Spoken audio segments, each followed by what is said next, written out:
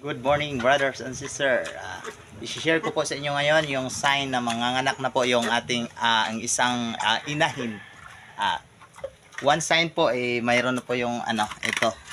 Magkakaroon na po ng gatas yung kanyang mga dede. Tingnan niyo po. Mayroon na mga gatas.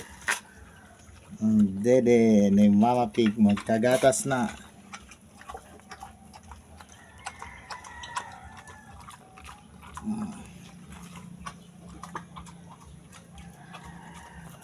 May gatas na po yung ating Mama Pig. So ibig sabihin, malapit na siyang manganak.